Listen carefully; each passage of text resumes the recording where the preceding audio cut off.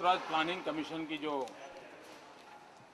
12th plan के draft document पर जो डिबेट थी उसके लिए मैं आज आया था। मैंने अपने कुछ विचार उसमें रखे हैं। खास करके मैंने प्रधानमंत्री की जो स्पीच है उसी के कुछ विषयों को उठाया है। एक तो मैंने कहा है कि ये बड़ा दुर्भाग्य की बात है कि पूरी उनके भविष्य के आयोजन में महंगाई के संबंध में एक शब्द नहीं है और महंगाई के संबंध में इतने इनसेंसिटिव है। इसका कारण क्या? तो मैंने उनसे पूछा कि क्या ऐसा तो नहीं है कि आप चुनाव में जब गए और वोट मांगा था आम आदमी के लिए और महंगाई से परेशान औरत होती है, तो आपने आम आदमी के लिए वोट मांगा, इसलिए आम औरत अगर परेशान हो तो आपको चिंता नहीं है? ये मैंने उनसे सवाल पूछा है।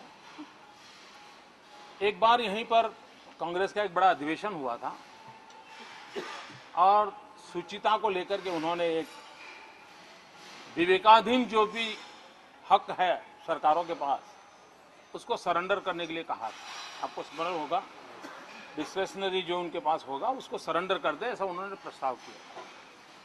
भारत सरकार के पास विवेकाधीन डिस्क्रेशनरी फंड लाखों करोड़ों की तादाद में होता है। वो जो चाहे उस राज्य को पैकेज दे देते हैं, उनकी पसंद की के राज्य को जो धन देना है दे देते हैं। मैंने आज मांग की है कि उस पर एक वाइट पेपर प्रस्तुत किया जाए कि इस फंड को उपयोग करने के लिए क्या नॉर्म्स हैं, अब तक किसको दिया, जो फंड दिया गया उसका क्या हुआ, बाकी फंड कहाँ है। लाखों करोड़ों रुपया है और उसकी कोई जानकारी किसी भी फॉरम में नहीं है। आज मैंने मांग की है कि अगर डेवलपमेंट करना है तो उस पर सोचा जाए। आज प्रधानमंत्री ने एक सलाह दी है अपने भाषण में। उन्होंने कहा है the executive, the judiciary, the parliament and state legislatures, the various constitutional and regulatory authorities understand what their due role is and play that due role in a constructive manner. ये उन्होंने कहा है।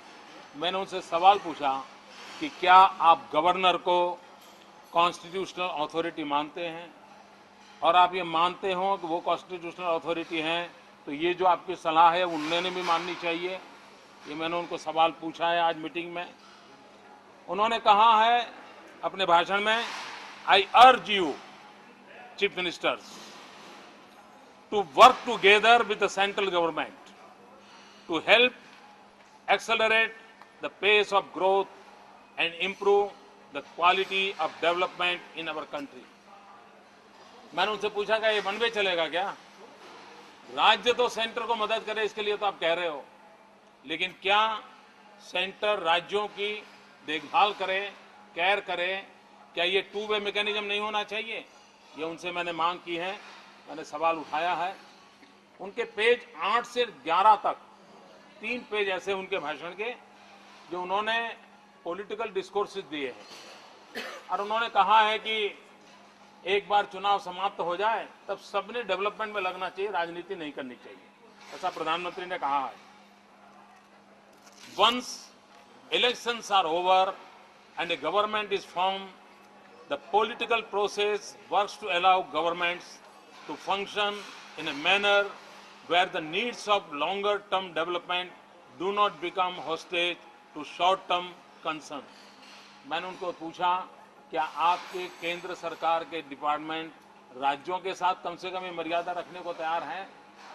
और आप प्रधानमंत्री हैं, कांग्रेस पार्टी के हैं, क्या गुजरात में ऑपोजिशन पार्टी आपकी बात मानेगी? ये मैंने उनको सवाल उठाया है। अब वो जवाब कब देंगे वो तो मुझे मालूम नहीं है। उन्होंने जो कहा है कि भाई ग्लोबल कारणों से ग्रोथ हम अचीव नहीं कर पाए, और उसमें भी उन्होंने कहा है कि industrialise countries are slowing down. मैंने उनसे कहा हिंदुस्तान में गुजरात इंडस्ट्रियलाइज स्टेट है, लेकिन हमारा ग्रोथ रेट प्लानिंग कमीशन ने जो हमसे एक्सपेक्ट किया था वो हमने पूरा किया है। अगर स्लो डाउन का इम्पैक्ट होता, रिसेशन का इम्पैक्ट होता तो गुजरात पे भी होना चाहिए था, और ऐसा तो नहीं होता कि गुजरात पर हो ना और देश पर हो जाए। और इसका मतलब यह है कि सिर्फ ये कारण नहीं है, देश प्रगति नहीं कर पा रहा है, उसके कारण आपके खुद के कॉन्ट्राडिक्शन है, आपके खुद के कंफ्यूजन है। और मैंने उनको बताया, एनर्जी डिपार्टमेंट और कोल डिपार्टमेंट उसका मेल नहीं है। मैंने उनसे ये भी कहा कि हमने तो सुना है कि च्युइंग गम जोड़ने का काम करते, कहीं भी च्युइंग गम लगाओ तो चिपक जाता है, लेकिन आपके यहाँ च्युइंग गम के काम 2 डिपार्टमेंट आमने सामने हो जाते हैं। तो मैंने कहा ऐसा कैसा आपके यहाँ चल रहा है? तो मैंने बहुत विस्तार से आज इन सारे विषयों को उनके सामने रखा है। कोल मिनिस्टर खुद कहते हैं गो नो गो, गो नो गो, अब आप गो और क्या। तो यही चल रहा है। अब ये पहली दिवाली देश में शायद होगी कि भारत सरकार की नीतियों के कारण दिवाली में अंधेरा होगा, ये पहली बार होगा। और उसका कारण कोल के संबंध में उनके पास कोई स्पष्ट नीति नहीं है, कोयला पहुंचाने के लिए कोई व्यवस्था नहीं है, और उसका परिणाम ये हुआ है। उसी प्रकार से मैंने कहा कि आप कहते हो भाई डेवलपमेंट करना है, अगर आपको 12 प्लान करना है, ग्रोथ कहां से होगा? एक तो इंडस्ट्री ग्रोथ होगा, एग्रीकल्चर ग्रोथ होगा, सर्विस सेक्टर का होगा।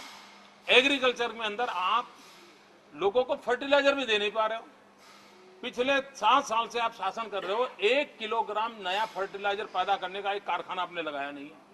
इतना ही नहीं, रॉक फॉस्फेट आपके पास है नहीं। चाइना पूरे अफ्रीकन कंट्रीज में रॉक फॉस्फेट को कवर कर रहा है।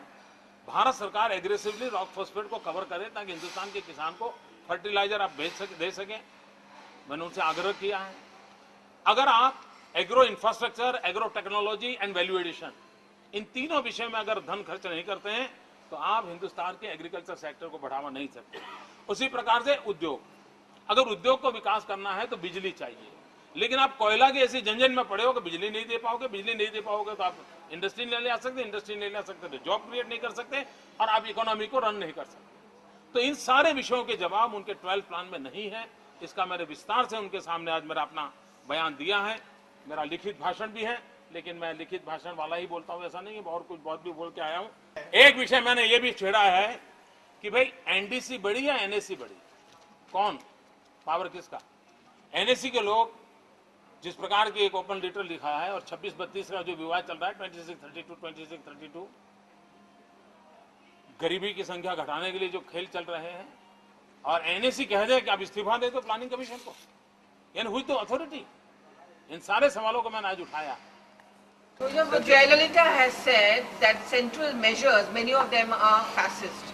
She spoke very strongly against the government. केंद्र सरकार के खिलाफ fascist है। क्या आप उनके राय से?